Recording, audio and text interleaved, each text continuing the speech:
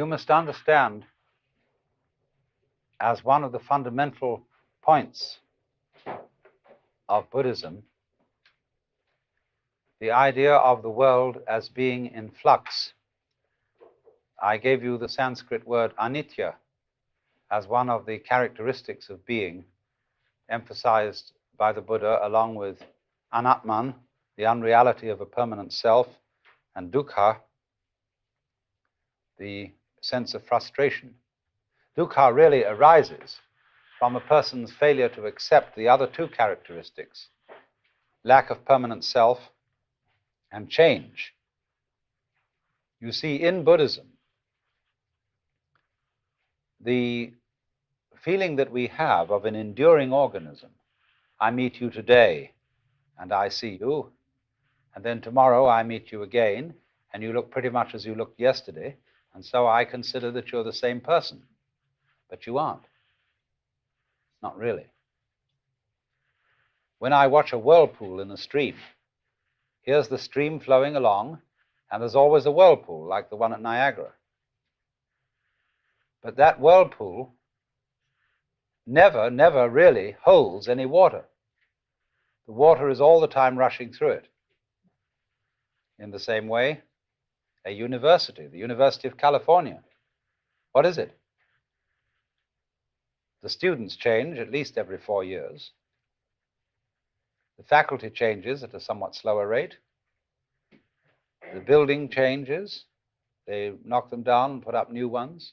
The administration changes. So what is the University of California?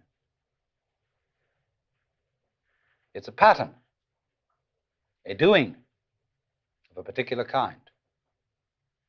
And so in just precisely that way, every one of us is a whirlpool in the tide of existence. And we are in every cell in our body, every molecule, every atom is in constant flux, and nothing can be pinned down. You know, you can put bands on pigeons or migrating birds and identify them and follow them and find out where they go. But you can't tag atoms, much less electrons. They have a curious way of appearing and disappearing. And one of the great puzzles is, in physics, what are electrons doing when we're not looking at them? Because our observation of them has to modify their behavior.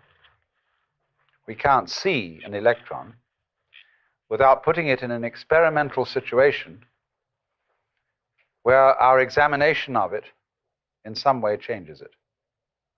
What we would like to know is what it's doing when we're not looking at it. Does the light in the refrigerator really go off when we close the door?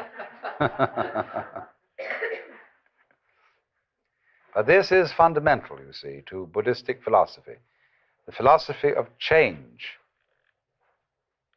From one point of view, change is just too bad.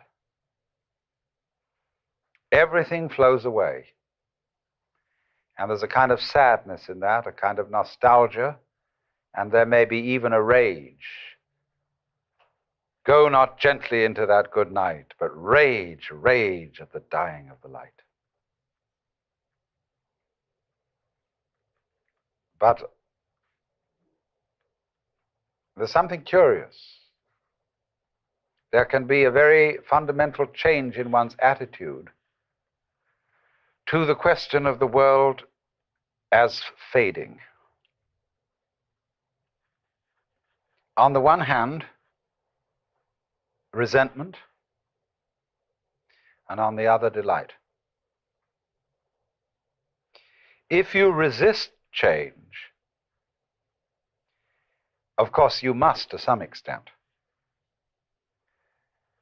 When you meet another person, you don't want to be thoroughly rejected, but you love to feel a little resistance. Don't you? You know, you have a beautiful girl and you touch her. You don't want her to go, blah. but so round, so firm, so fully packed. A little bit of resistance, you see, is great. So there must always be resistance in change. Otherwise, there couldn't be even change.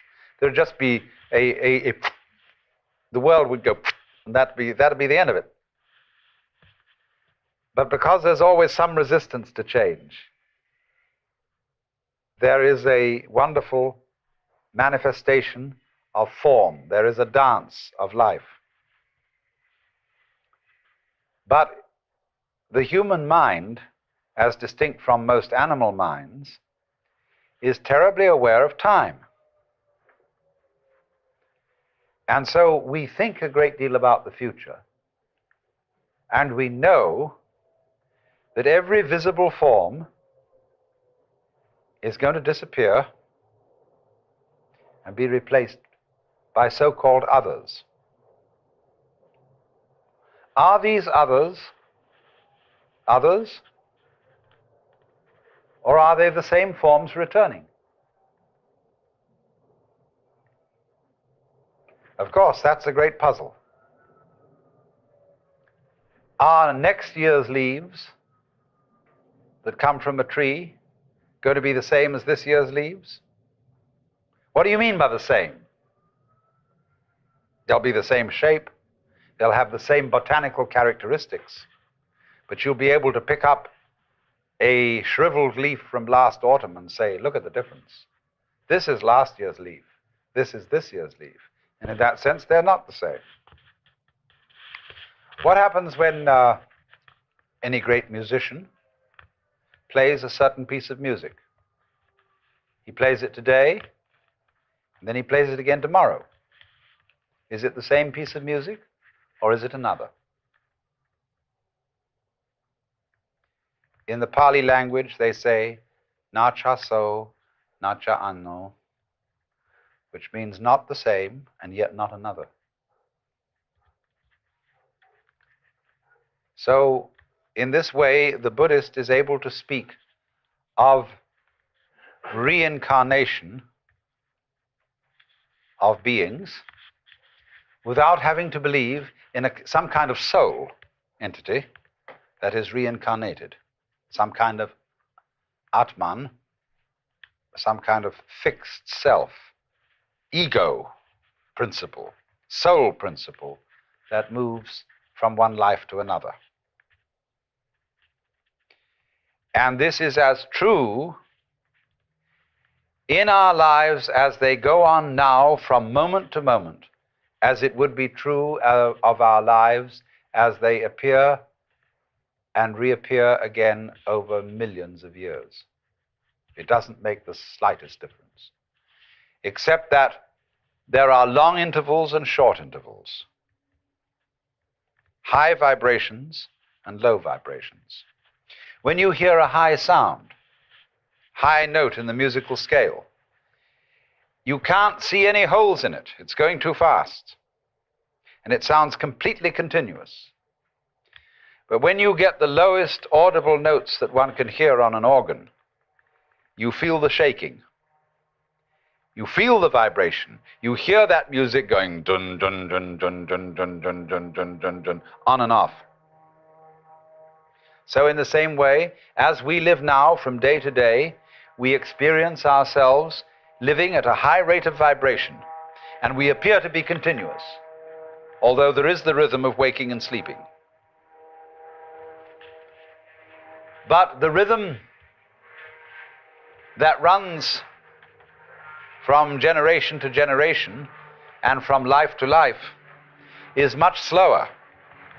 And so we notice the gaps. We don't notice the gaps when the rhythm is fast.